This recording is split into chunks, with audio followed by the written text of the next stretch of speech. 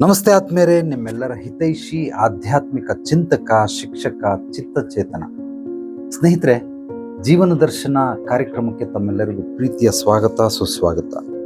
ಇಂದಿನ ವಿಷಯ ಸಾಲ. ಸಾಲ ಸಾಲ ಸಾಲ. ಸಾಲ ಮಾಡಿ ಆದ್ರೂ ತುಪ್ಪ ತಿನ್ನು, ಹೋಳು ಪರದಾಟ ಸಾಕಿನ್ನು ಅಂತಾರೆ. ಸಾಲ ಮಾಡಿ ತುಪ್ಪ ತಿನ್ನು ಅಂತ ಹೇಳಿದ್ದಾರೆ. ಅದಕ್ಕೋಸ್ಕರ ಎಲ್ಲರೂ ಕೂಡ ಸಾಲ ಮಾಡಿ ತುಪ್ಪ ತಿಂತಾರೆ. ತುಪ್ಪ ಅಂತಂದ್ರೆ ಹಸುವಿನ ತುಪ್ಪ ಅದಲ್ಲ. ಆಗರ್ಭ ಶ್ರೀಮಂತರು ಮಾಡೋ ರೀತಿ ಮಧ್ಯಮ ವರ್ಗದವರು, ಬಡವರು ಆಡಂಬರವನ್ನ ಮಾಡ್ತಾರೆ. ಅದನ್ನ ತುಪ್ಪ ಅಂತ ಕರೀತಾರೆ. ಅದರ ಅರ್ಥ, ಈ ಸಾಲ ಮಾಡಿದವರು ಸಾಕಷ್ಟು ಜನ ಕಾಲ್ ಮಾಡ್ತಾರೆ. ದಿನಕ್ಕೆ ಯಾವುದಾದ್ರೂ ಒಂದು ಮೆಸೇಜ್ ಆದ್ರೂ ಬಂದೇ ಬರ್ತದೆ, ನಾನು ಸಾಲ ಮಾಡ್ಕೊಂಡಿದ್ದೀನಿ, ಹೇಗೆ ತೀರ್ಸೋದು ಅಂತ. ನಾನು ಸಾಕಷ್ಟು ಬಾರಿ ಹೇಳ್ತಾ ಇರ್ತೀನಿ, ಮನುಷ್ಯನಿಗೆ ಸಾಮಾನ್ಯ ಜ್ಞಾನ ಇದ್ರೆ ಸಾಕು, ಸ್ವರ್ಗ ಸುಖಿಗಳಾಗಿ ಬದುಕಬಹುದು. ಪರಮಜ್ಞಾನ, ಬ್ರಹ್ಮಜ್ಞಾನದ ಅವಶ್ಯಕತೆ ಇಲ್ಲವೇ ಇಲ್ಲ ಮನುಷ್ಯನಿಗೆ. ಸಾಮಾನ್ಯ ಜ್ಞಾನ ಅತ್ಯವಶ್ಯಕತೆ ಆಗಬೇಕು, ಆದರೆ ಅದನ್ನ ತಿಳ್ಕೊಳ್ಳಲ್ಲ. ಜನರಲ್ ಆಗಿ ನೀವು ಹೇಳಿ, ನೀವು ಥಿಂಕ್ ಮಾಡಿ, ಯಾರ್ಯಾರು ನನಗೆ ಮೆಸೇಜ್ ಮಾಡ್ತೀರಾ ಅಥವಾ ಯಾರ್ಯಾರು ವಿಡಿಯೋ ನೋಡ್ತಾ ಇರ್ತೀರಾ, ನನಗೆ ಸಾಲ ಇದೆ ಗುರೂಜಿ, ನಾನು ಹೇಗೆ ತೀರಿಸ್ಲಿ ಅಂತ ಫೋನ್ ಮಾಡಿ ನಿಮ್ಮ ಸಾಲಗಳನ್ನು ತೀರಿಸುವಂತಹ ವ್ಯವಸ್ಥೆ ಏನಾದರೂ ನಿಸರ್ಗದಲ್ಲಿದೆಯಾ? ಇದನ್ನ ನೈಜತೆ ಅಂತ ಕರೀತಾರ. ಅಂದ್ರೆ ರಾತ್ರಿ ಬೀಜ ಹಾಕಿ ಬೆಳಿಗ್ಗೆ ಆಗ್ಬಿಟ್ಟು ಅಯ್ಯೋ ಹಣ್ಣೆ ಕೊಟ್ಟಿಲ್ಲ ಭಗವಂತ. ಗುರುಜಿ ಹೇಳಿದ್ರು, ರಾತ್ರಿ ಬೀಜ ಹಾಕ್ಬಿಡು, ಬೆಳಿಗ್ಗೆ ಅಷ್ಟ್ರಲ್ಲಿ ದೊಡ್ಡ ಮರ ಆಗ್ಬಿಟ್ಟು ಹಣ್ಣು ಕೊಟ್ಬಿಡ್ತದೆ ಅಂತ. ಹಂಗೆ ಹಣ್ಣು ಕೊಡೋದಕ್ಕೆ ಸಾಧ್ಯವಾಗುತ್ತಾ? ಅಂದ್ರೆ ಇದನ್ನ ಸಾಮಾನ್ಯ ಜ್ಞಾನ ಅಂತಾರ. ಮೊದಲು ಬೀಜ ಹಾಕಿದ ಮೇಲೆ ಅದು ಮೊಳಕೆ ಹೊಡೆಯುತ್ತೆ, ಸಣ್ಣದಾಗಿ ಚಿಗುರುತ್ತೆ, ಒಂದು 2 ಎಲೆ. ಅದಾದ್ಮೇಲೆ ಗಿಡವಾಗುತ್ತೆ, ಸಣ್ಣ ಗಿಡ, ದೊಡ್ಡ ಗಿಡ, ಆಮೇಲೆ ಮರ, ಸಣ್ಣ ಮರ, ದೊಡ್ಡ ಮರ, ಹೆಮ್ಮರ, ಬೃಹದಾಕಾರವಾಗಿ ಮರಗಳು ಸಾವಿರಾರು ವರ್ಷಗಳು ಬದುಕ್ತವೆ. ಅಂದ್ರೆ ಇದೆಲ್ಲವೂ ಒಂದು ಪ್ರಕ್ರಿಯೆಯಲ್ಲಿ ಜರುಗುತ್ತೆ. ಅದೇ ರೀತಿ ಸಾಲ ಮಾಡ್ಕೊಂಡು ಎಲ್ಲ ಚೆನ್ನಾಗಿ ತಿಂದು ತೇಗಿ ಅಜ್ಞಾನದಿಂದ, ದಡ್ಡತನದಿಂದ, ಮೂರ್ಖತನದಿಂದ ಎಲ್ಲ ಹಾಳು ಮಾಡ್ಕೊಂಡು ಝೀರೋಗಲ್ಲ ಮೈನಸ್ಗೆ ಬಂದು ಒಂದೇ ಒಂದು ಫೋನ್ ಕಾಲಲ್ಲಿ, ಒಂದು ಮೆಸೇಜಲ್ಲಿ ನನ್ನ ಸಾಲ ಹೆಂಗ್ ತೀರಿಸೋದು ಅಂತಂದ್ರೆ ಗೊತ್ತಾಗುತ್ತೆ. ನೇರವಾಗಿ ಬರಬೇಕು, ಆ ಕಾರಣಗಳನ್ನು ತಿಳ್ಕೊಳ್ಬೇಕು, ಏನಕ್ಕೋಸ್ಕರ ಸಾಲ ಮಾಡಿದ್ರೆ. ಆ ಸಾಲದಲ್ಲಿ ಎಷ್ಟೊಂದು ವಿಧಾನಗಳಿದಾವೆ. ಪ್ರತಿಯೊಂದು ವಿಧಾನಕ್ಕೂ ಪರಿಹಾರ ಮಾರ್ಗಗಳು ಬೇರೆ ಬೇರೆ ಇದಾವೆ. ಇವಾಗ ಯಾರೋ ಜೂಜಾಡೋದಕ್ಕೆ ಸಾಲ ಮಾಡಿರ್ತಾರೆ, ಇದಕ್ಕೆ ಪರಿಹಾರ ಮಾರ್ಗ ಬೇರೆ. ಇನ್ನೊಬ್ಬ ಯಾರೋ ಮದುವೆಗೆ, ಮನೆ ಕಟ್ಟೋದಕ್ಕೆ, ಏನೋ ಫಂಕ್ಷನ್ ಮಾಡೋದಕ್ಕೆ ಸಾಲ ಮಾಡಿರ್ತಾನೆ, ಇದಕ್ಕೆ ಪರಿಹಾರ ಮಾರ್ಗಗಳು ಬೇರೆ.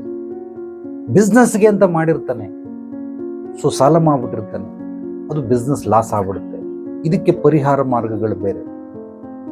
ಯಾರೋ ಒಬ್ರಿಗೆ ಸಾಲ ಕೊಟ್ಟಿರ್ತಾರೆ, ವಾಪಸ್ ಈಸ್ಕೊಂಡು ಬರಲ್ಲ, ವಾಪಸ್ ಕೊಡಕ್ಕಾಗಲ್ಲ, ಇವನ ಹತ್ರ ಇಲ್ಲ, ಅವನು ಕೊಟ್ಟರೆ ಇವನ್ ಜೀವನ ನಡೀತದೆ, ಇದಕ್ಕೆ ಪರಿಹಾರ ಮಾರ್ಗಗಳು ಬೇರೆ. ಯಾರೋ ಶೂರಿಟಿ ಹಾಕ್ಬಿಟ್ಟಿದ್ದಾನೆ, ಅವನು ಸತ್ತೋದ ಅಥವಾ ಓಡೋಗ್ಬಿಟ್ಟ, ಇವನು ಅದನ್ನ ಕಟ್ತಾವನೆ, ಇದು ಕೂಡ ಸಾಲನೇ, ಇದಕ್ಕೆ ಪರಿಹಾರಗಳು ಬೇರೆ. ಇದು ಎಲ್ಲಾ ಪರಿಹಾರ ಮಾರ್ಗಗಳಿಗೂ ಬೇರೆ ಬೇರೆ. ಇದರಲ್ಲಿ ಇನ್ನೂ ಒಂದು ವಿಶೇಷತೆ ಏನು ಅಂತಂದ್ರೆ, ಈ ಎಲ್ಲಾ ಪರಿಹಾರ ಮಾರ್ಗಗಳ ಜೊತೆಯಲ್ಲಿ ನಿಮ್ಮ ಪೂರ್ವಾಪರಗಳನ್ನ ತಿಳಿದೇನೆ ಯಾವುದೇ ರೀತಿ ಸಮಸ್ಯೆಗೆ ಪರಿಹಾರಗಳನ್ನ ಕೊಡೋದಕ್ಕೆ ಸಾಧ್ಯವೇ ಇಲ್ಲ. ಅಕಸ್ಮಾತ್ ನಿಮಗೆ ಪರಿಹಾರಗಳನ್ನ ಕೊಟ್ಟರು ಕೂಡ ತಾತ್ಕಾಲಿಕವಾದಂತಹ ಆ ಒಂದು ಪರಿಹಾರ ಸಿಗುತ್ತೆ ನಿಮಗೆ. ಮತ್ತೆ ತಿರ್ಗಾ ನೀವು ಸಾಲಕ್ಕೆ ಸಿಗಾಕೊಳ್ತೀರಾ. ಸುಮ್ಮನೆ ನಾನು ಹೊರಗೆ ಬಂದೆ ಅಂತ ಅನ್ಕೊಂಡ್ರು ಕೂಡ ನೀವು ಇದ್ದಲ್ಲೇ ಇರ್ತೀರಾ. ಖಂಡಿತವಾಗಿ ನೀವು ಓಡೋದಕ್ಕೆ ಸಾಧ್ಯವಾಗುತ್ತೆ. ನಾನು ಹೇಳೋದನ್ನ ನೀವು ಗಮನ ಕೊಟ್ಟು ಆಲಿಸಿ ಮನನ ಮಾಡಿ. ನಾನು ಹೇಳೋದನ್ನ ಕೆಲವರೆಲ್ಲ ಎಂಥ ಅಜ್ಞಾನಿಗಳು, ದಡ್ರು ಅಂದ್ರೆ ಬಹಳ ಬಹಳ ಕೋಪ ಬರ್ತದೆ. ತುಂಬಾ ಸಮಸ್ಯೆಯಲ್ಲಿದ್ದಾರೆ. ಬಾಮ್ಮ ಅಂತಂದ್ರೆ ಹೆಣ್ಮಕ್ಳು ಹೆಚ್ಚಾಗಿ ಕಾಲ್ ಮಾಡ್ತಾರೆ, ಇಲ್ಲ ನಮ್ಮ ಯಜಮಾನರು ಎಲ್ಲೂ ಬಿಡಲ್ಲ, ಹೊರಗಡೆ ಎಲ್ಲೂ ಬಿಡೋದಿಲ್ಲ, ನನಗೆ ಎಲ್ಲೂ ಗೊತ್ತೇ ಇಲ್ಲ, ಮನೆ ಮತ್ತೆ ಸ್ಕೂಲ್, ಮಕ್ಕಳನ್ನ ಸ್ಕೂಲ್ಗೆ ಕರ್ಕೊಂಡು, ಇದು 2 ಬಿಟ್ರೆ ತವ್ರ ಮನೆ, ಇದು 3 ಬಿಟ್ರೆ ನಾನು ಎಲ್ಲೂ ಹೋಗಿಲ್ಲ, ನನಗೆಲ್ಲೂ ಹೋಗಕ್ಕಾಗೋದಿಲ್ಲ. ಅಂದ್ರೆ ಈ ಅಮ್ಮನಿಗೆ ಸಮಸ್ಯೆಗಳು ಮೈ ತುಂಬ ಇದಾವೆ, ರಾಶಿ. ಸಮಸ್ಯೆ ಪರಿಹಾರ ಮಾಡ್ಕೊಳ್ಳೋದಕ್ಕೆ ಬರೋದಿಲ್ಲ, ಫೋನ್ ಮೂಲಕ ಪರಿಹಾರ ಕೊಟ್ಬಿಡ್ಬೇಕು. ಈಕೆ ಗೊತ್ತಿರೋದು ಕೇವಲ ಮನೆ, ಸ್ಕೂಲು, ತವ್ರ ಮನೆ, ಈ 3 ಬಿಟ್ಟು ಬೇರೆ ಜಾಗಗಳೇ ಗೊತ್ತಿಲ್ಲಂತೆ. ಆದರೆ ಒಳಗಡೆ ಇದ್ದು ಸಮಸ್ಯೆಗಳಿರ್ತವೆ, ಆ ಸಮಸ್ಯೆಗೆ ಪರಿಹಾರ ಮಾಡ್ಕೊಳ್ಳುವಂಥದ್ದು ಗೊತ್ತಿಲ್ಲ. ಸರಿ ಆಯ್ತಮ್ಮ, ನೀನು ಬರೋದಕ್ಕಾಗೋದಿಲ್ಲ, ನಿನಗೆ ಒಂದು ವಿಡಿಯೋ ಲಿಂಕ್ ಕಳಿಸ್ತೀನಿ, ನೇರವಾಗಿ ಕುಂತು ಮಾತಾಡಬಹುದು. ನನ್ನ ಕನ್ಸಲ್ಟೇಷನ್ ಫೀಸ್ ನನ್ನ ಹತ್ರ ಇಲ್ಲ. ನಮ್ಮ ಯಜಮಾನರು ನನಗೆ ಬರೀ ಮನೆಗೆ ಏನು ಬೇಕು ಅದಕ್ಕೆ ಮಾತ್ರ ಕೊಡ್ತಾರೆ ಹೊರತು ಫೀಸ್ ಇಲ್ಲ. ಫೀಸು ಕೊಡೋದಕ್ಕಾಗೋದಿಲ್ಲ, ನೇರವಾಗಿ ಬರೋದಕ್ಕೂ ಆಗೋದಿಲ್ಲ. ಕುಂತಿದ್ದ ಜಾಗದಲ್ಲೇ ಇವ್ರ ಸಮಸ್ಯೆಗಳನ್ನ ಯಾರೋ ಮೂರನೇ ವ್ಯಕ್ತಿ ದೂರದಲ್ಲಿರೋರು ಸಮಸ್ಯೆಗಳನ್ನ ಪರಿಹಾರ ಮಾಡ್ಬಿಡ್ಬೇಕು. ಫೋನ್ ಮಾಡಿದ ತಕ್ಷಣನೇ ಇವ್ರಿಗೆ ಫೋನ್ ಮಾಡ್ಬೇಕು. ಇನ್ನೂ ವಿಚಿತ್ರವಾದ ಜನಗಳಿರ್ತಾರೆ, ನೇರವಾಗೂ ಬರಲ್ಲ, ವಿಡಿಯೋ ಕಾಲು ಬರಲ್ಲ, ಕನ್ಸಲ್ಟೇಷನ್ ಫೀಸು ಕೊಡಲ್ಲ, ಫೋನ್ ಕೂಡ ಮಾತಾಡಲ್ಲ.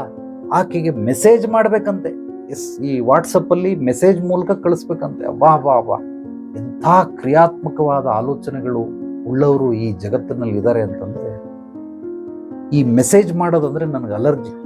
ಏನೋ ಒಂದು ಪೋಸ್ಟರ್ ಕಳಿಸ್ಬೇಕು, ಯಾರಿಗೋ ಏನೋ ಒಂದು ವೃತ್ತಿಗೆ ಸಂಬಂಧಪಟ್ಟಂಗೆ ಕಳಿಸ್ಬೋದು ಪ್ರೊಫೆಷ್ನಲ್. ಅದು ಬಿಟ್ಬಿಟ್ಟು ಟೈಪ್ ಮಾಡ್ಕೊಂಡು ಊಟ ಆಯ್ತಾ? ಆಯಿತು. ನಿಂದಾಯ್ತಾ? ಆಯಿತು. ನಿನ್ನ ಹೆಸರು ಇದು, ಎಷ್ಟು ವಯಸ್ಸು?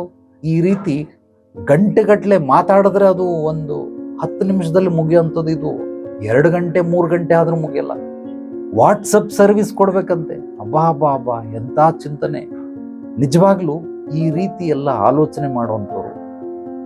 ಮತ್ತೆ ಕೆಲವರು ಫೋನ್ ಮಾಡಿ ಸಮಸ್ಯೆ ಇದೆ, ಈ ಥರ ನೇರವಾಗಿ ಬಂದ್ಬೇಡಿ, ನನಗೆ ರಜಾ ಇಲ್ಲ, ರಜಾ ಕೊಡೋದಿಲ್ಲ, ನನಗೆ ರಜಾನೇ ಕೊಡೋದಿಲ್ಲ ಆಫೀಸಲ್ಲಿ. ಹೌದಾ, ಬಹಳ ಸಂತೋಷ.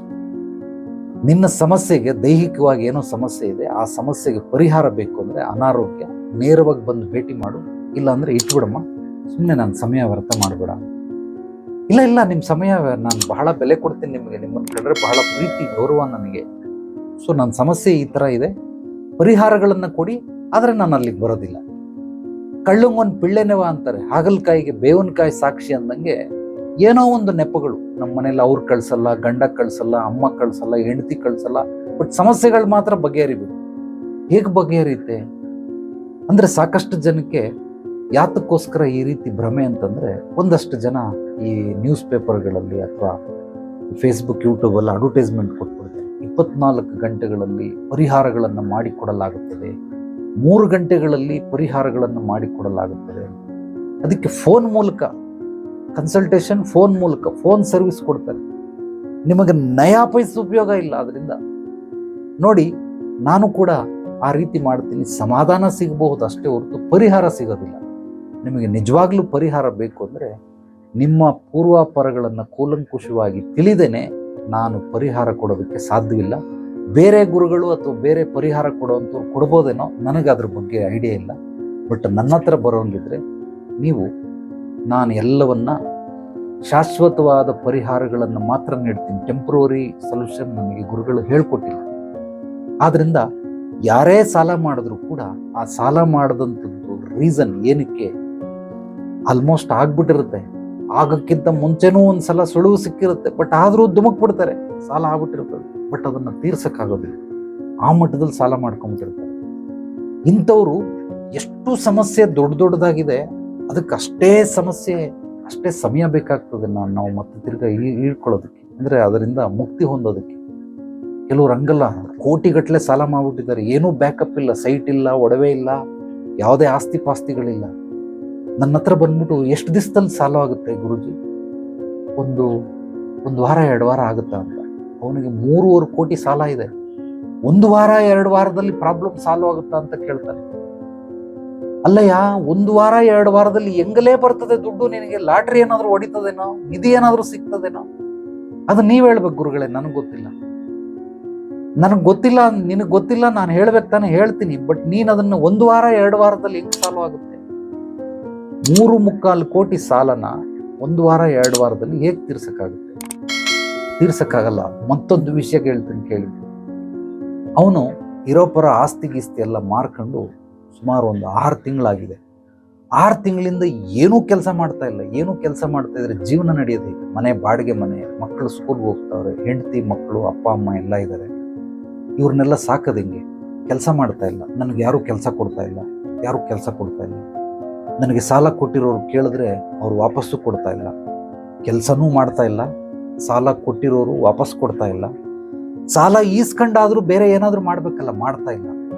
ಕೆಲಸನೂ ಮಾಡ್ತಾ ಇಲ್ಲ, ಬೇರೆ ಕಡೆ ಕೈ ಹಾಕ್ತಾ ಇಲ್ಲ. ಯಾಕೆ ಕೈ ಹಾಕ್ತಾ ಇಲ್ಲ? ನಾನೇನಾದರೂ ಈಗ ಸಾಲ ಇಸ್ಕೊಂಡ್ಬಿಟ್ರೆ ಅದನ್ನು ಹೆಂಗೆ ತೀರಿಸೋದು? ಸರಿ, ಸುಮ್ಮನೆ ಕುಂತ್ಕೊಂಡ್ರೆ ಹೆಂಗಯ್ಯ ತೀರಿಸ್ತೀಯಾ? ಈಗ ಕೆಲಸ ಅಂತೂ ಮಾಡ್ತಾ ಇಲ್ಲ, 6 ತಿಂಗಳಿಂದ ಪುಕ್ಸಟ್ಟೆ ಮನೇಲಿ ಸುಮ್ಮನೆ ಕುಂತ್ಕೊಂಡು 3 ಹೊತ್ತು ಊಟ ಮಾಡ್ತಾ ಇದೆಯಾ, ನಯಾ ಪೈಸೆ ಉಪಯೋಗ ಇಲ್ಲ. ಎಲ್ಲಾದ್ರೂ ಹೋಗಿ ಒಂದ್ ಕಡೆ ಕೆಲಸ ಮಾಡಿದ್ರೆ 15-20 ಸಾವಿರ ಸಂಬಳನಾದ್ರೂ ಸಿಗ್ತದೆ, ಮನೆ ಮೇಂಟೆನೆನ್ಸ್ಗಾದ್ರೂ ಆಗುತ್ತೆ. ಇವನು ಹಂಗ ಮಾಡ್ತಾಯಿಲ್ಲ, ಸುಮ್ಮನೆ ಕುಂತ್ಕೊಂಡವನೇ ಏನೂ ಮಾಡ್ತಾ ಇಲ್ಲ. ಸಮಸ್ಯೆಗಳು ಹೇಗೆ ಬಗೆಹರಿಯುತ್ತೆ?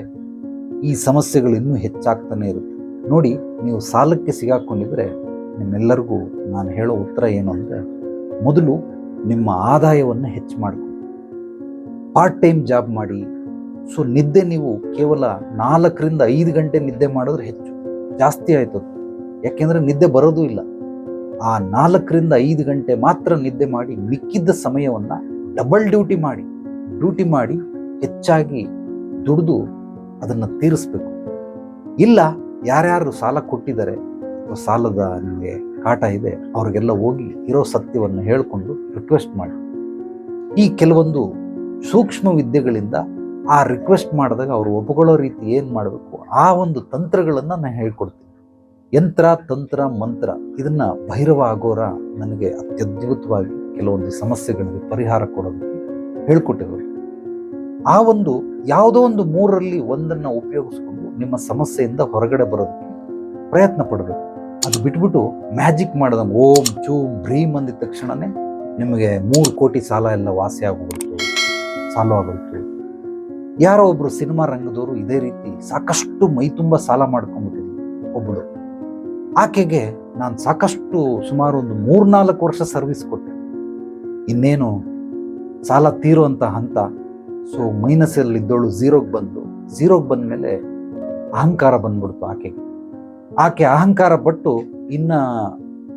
ಈತನ ಹತ್ರ ನನಗೆ ಅವಶ್ಯಕತೆ ಇಲ್ಲ, ನಾನು ಇವನಿಗೆ ಗುರುದಕ್ಷಿಣೆ ಕೊಡೋದಾಗ್ಲಿ ಫೀಸ್ ಕೊಡೋದಾಗ್ಲಿ ನಯಾ ಪೈಸೆ ಉಪಯೋಗ ಇಲ್ಲ. ಆಕೆ ಬರೋದೇ ಬಿಟ್ಬಿಟ್ಲು. ಅದೇ ಲಾಸ್ಟು. ಯಾವಾಗ ಇನ್ನೇನು ಬೆಳೆಯುವಂಥ ಹಂತ ಬೆಳೆದು ಬಿಡ್ಬೋದಾಯ್ತು, ಸಮಸ್ಯೆಗಳನ್ನು ಬಗೆಹರಿಸ್ಕೊಳ್ಬೋದಾಯ್ತು. ಮೈನಸ್ಸಿಂದ ಝೀರೋಗೆ ಬಂದ ಮೇಲೆ ಅಹಂಕಾರ ಬಂದ್ಬಿಟ್ಟು ಬಿಟ್ಟು ಹೋಗ್ಬಿಟ್ಟು. ಈ ರೀತಿ ಸಾಕಷ್ಟು ಜನ ಅವರವರ ಅಜ್ಞಾನದಿಂದ ಕರ್ಮದ ಮೂಲಕ ನಕಾರಾತ್ಮಕ ಕರ್ಮ,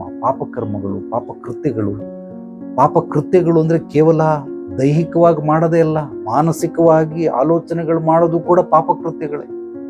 ಆ ರೀತಿ ಪಾಪಕೃತ್ಯಗಳನ್ನು ಮಾಡಿ ಖಂಡಿತವಾಗ್ಲೂ ನೀವು ಈ ಸಾಲದಿಂದ ಹೊರಗಡೆ ಬರೋದಕ್ಕೆ ಸಾಧ್ಯವಿಲ್ಲ. ನಿಜವಾಗ್ಲೂ ಅದು ಎಂಥ ಸಾಲಗಳನ್ನೇ ಆಗಿರಲಿ, ಏನಕ್ಕೋಸ್ಕರ ಮಾಡಿರ್ತೀರ ಅದಾದರೂ ತೊಂದರೆ ಇಲ್ಲ.